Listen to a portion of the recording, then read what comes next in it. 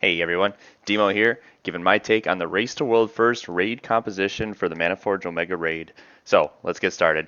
So looking at Liberation of Undermine, I think that the top guilds had a lot of information on Mugsy and not as much information on Gallywix. So they really planned a comp around Mugsy, and that was being able to pour it out of the jails. So they picked a lot of classes that could pour it out. Also, those classes were strong. But I think that was like a big deciding factor of like who they were gearing was for that Mugsy fight. I think they'll do the same thing, but now they know a ton about Demencius, basically everything. They can figure out the whole fight, just not the timings of when abilities will happen. And I think they're going to try to take a mechanic out. I think too many people are looking into like the damage, like damage done and all this stuff of like the PTR testing.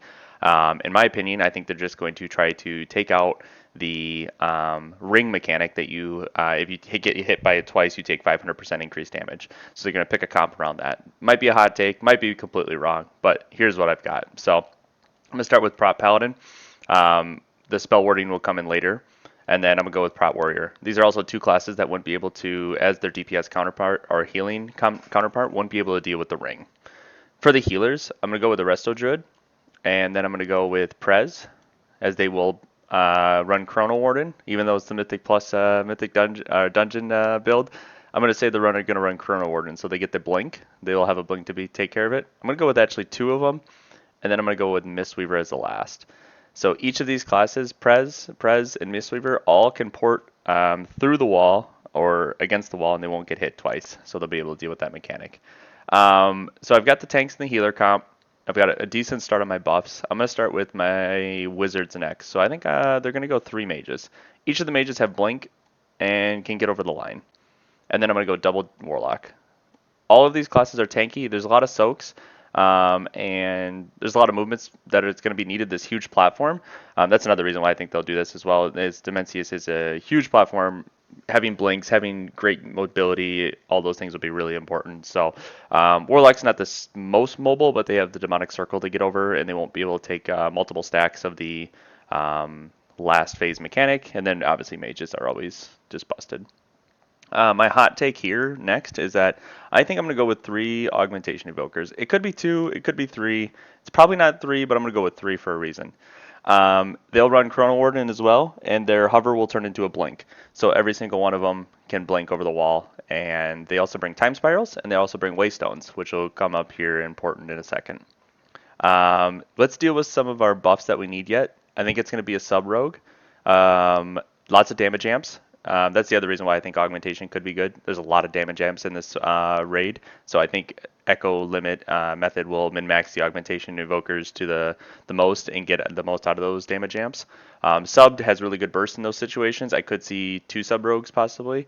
Definitely an enhance. They've got a great enhance player in Liquid, so I think he'll play enhance for the mastery buff. And then we do need a Shadow Priest, and we need 1 Hunter. I think it'll be marksmanship.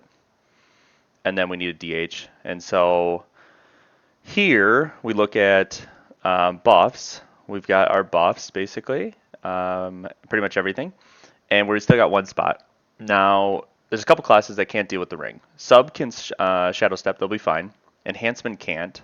Havoc has great mobility, which I think they'll just be able to deal with the ring by using their great mobility.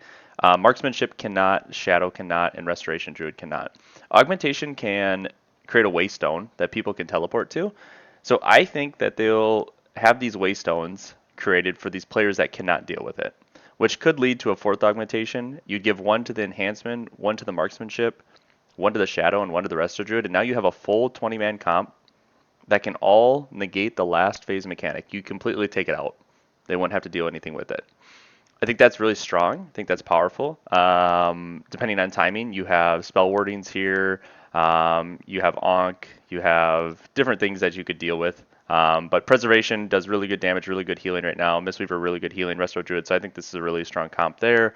Augmentation for the damage amps. It looks good on paper. Or augmentation looks bad just from damage, but I think when you put it in the best player's hands, it could be really good.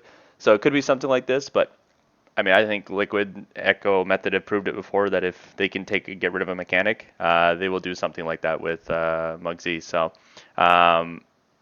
Yeah, this is my hot take. I am going to say this is going to be the raid comp for Dimensius, and we'll see how close I get. I'll catch you in the next one. Enjoy.